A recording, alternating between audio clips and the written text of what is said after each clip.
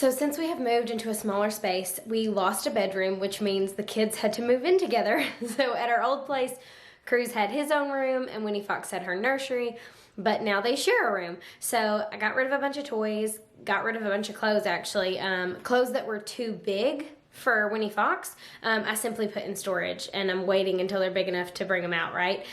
When clothes are too small, I pack them up and I send them to a cousin as hand-me-downs. It's the system that my cousins and I have, and it works magically. I highly suggest you find somebody to do that with. We have like kids that are stair-stepped in ages, and we just send clothes back and forth. I'm pretty sure I have a shirt that Winnie Fox has that's been through 3 kids already, and it's amazing. But that's not what this is about. This vlog is about how I organize their room, specifically their toys, but also their clothes, bathroom, you know, puzzles, whatever.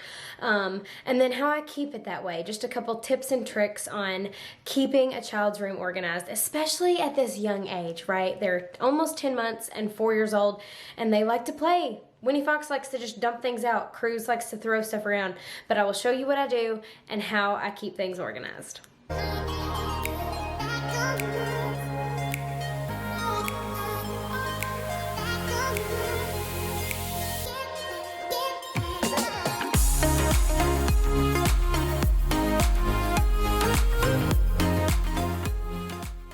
All right, the first thing I do, and my first tip or trick when decorating a kid's room or organizing a kid's room, is to use their toys as decorations.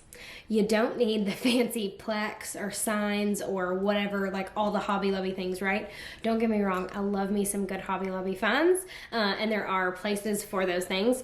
But if you are lacking space and you need to do something about organizing all your kids' stuff, use their toys as decorations. I have Cruz's Toy Story toys as decorations on his bookshelf.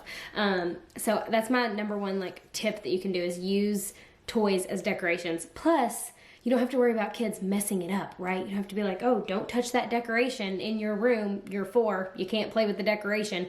You don't have to worry about it. There's nothing in there that they can mess up because it's decorated with toys.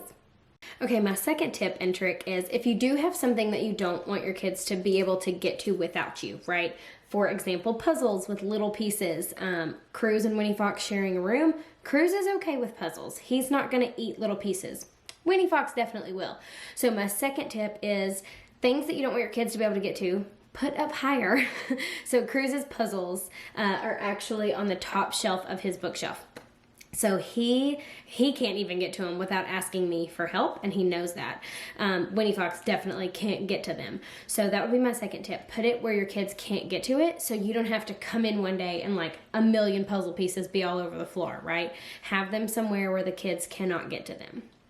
Okay, a third tip or trick is storage bins or baskets, organization bins, whatever.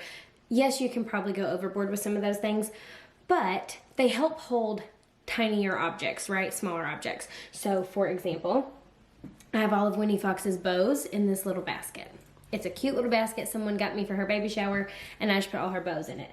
Now, you can't see them all, and I know they make those like long, you know, strands of ribbon that you can put all the bows on and you can see them all.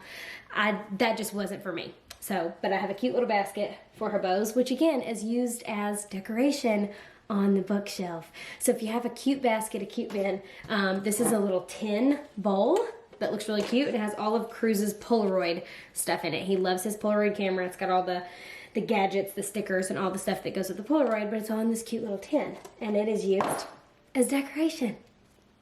So he's got another basket that's like what is that, canvas bag type thing, that has all his little kitchen utensils in it that go to his little play kitchen. And that's nice because it's collapsible, so if I need to like scrunch it in somewhere, you can. But it's soft. Winnie Fox can climb on it. It's not a big deal. And nothing in there is breakable. It's all like plastic food and stuff like that. So it looks cute, but it's also actually usable. So the bottom of the kids' bookshelf is all board books. It's like baby board books that are hard. There's no paper, pages. There's no like extra pieces to things. They're just hard board books.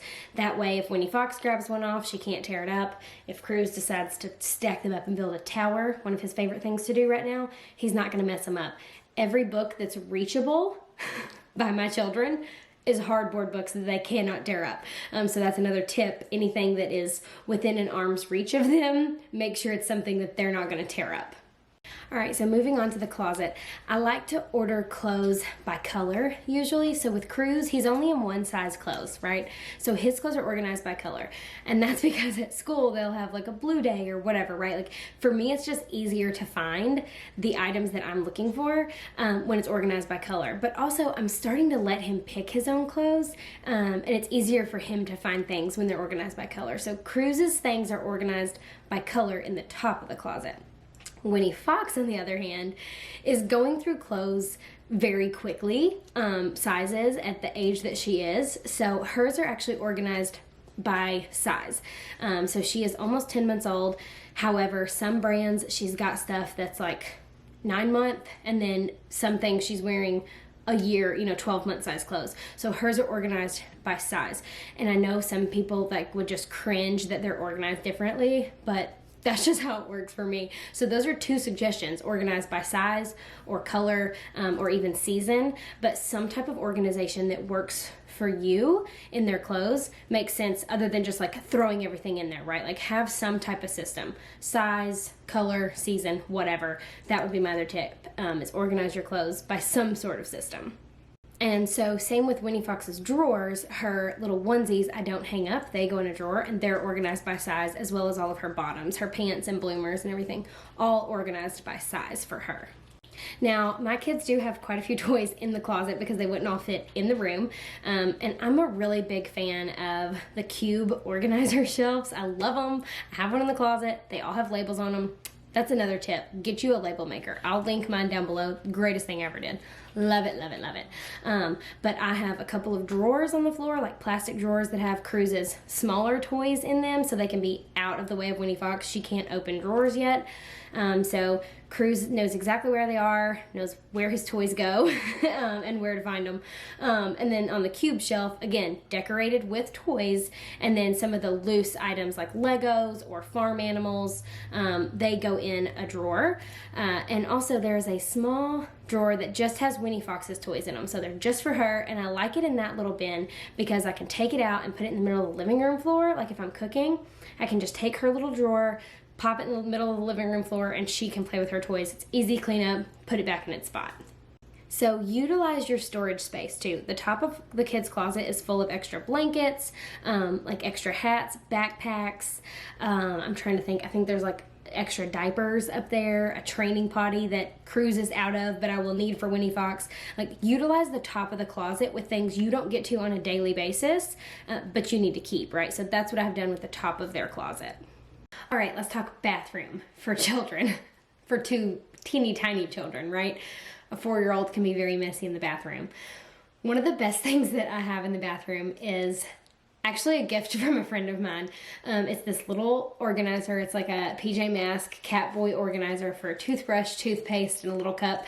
And it's been the greatest thing for Cruz. He has an electric toothbrush which just charges right behind it. His toothpaste goes in the little holder. And it's been a really good way to help him stay clean in the bathroom. So some sort of little toothbrush, toothpaste organization for the kid to use is another tip of mine because it has just done wonders with Cruz. Now in regards to like drawers and things like that, I keep their washcloths folded in a drawer, and then I have a couple of little baskets, one for like the baby fingernail clippers and an extra little toothpaste. Cruz's timer that he uses to brush his teeth is in there, and then extra lotions and body wash and stuff like that is just kept in the one drawer. And then I have one bath towel that I keep out at a time. I bathe my kids together right now, and or even if they bathe separately, they use the same towel because I'm not washing multiple towels. So I just keep that one towel hung over the towel rack with a hand towel, and then I wash it. I switch the towel out like every other bath.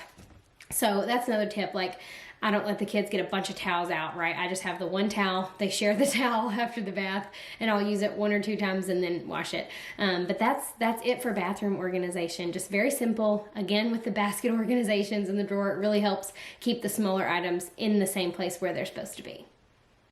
Okay, so this tip is actually not in the kids' room, but it has to do with kids' things.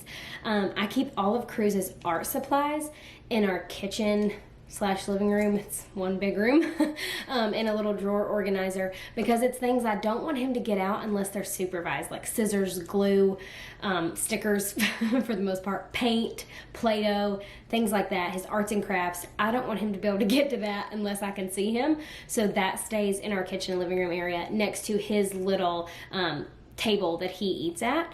And also on that table is a little basket that has all of his electronic devices. So like his iPad, he has a little Nintendo DS, and that's like his charging station for his electronics.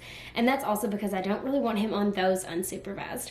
So they have to stay at that table. That's where he plays with them. That's where he charges them, whatever. He can't just take them anywhere, break them, lose pieces, whatever, or take arts and crafts all over the house.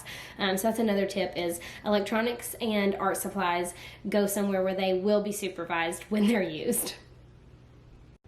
Okay, my final tip for keeping the kids' room organized: let your kids help you clean up. If you're OCD like me, or you're like a control freak like me, it's easier just to pick it all up yourself and put it where it goes. But I'm telling you, there's so much value in letting your kids help you, or making your kids help you. Cruz, it's on his chore chart. He has to clean up his room every night, which for the most part it stays pretty clean because he's a pretty OCD kid, and so he has to pick it up.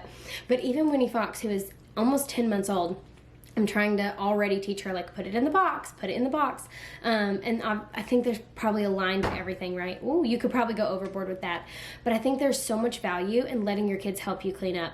I would rather let Cruz help and have to go behind him later and fix it than just be like, no, go ahead, I'll do it. Because he's not learning to take any sort of responsibility or accountability with the mess he's made, the things he's messed up and played with, whatever. There's nothing teaching, there's no value in that.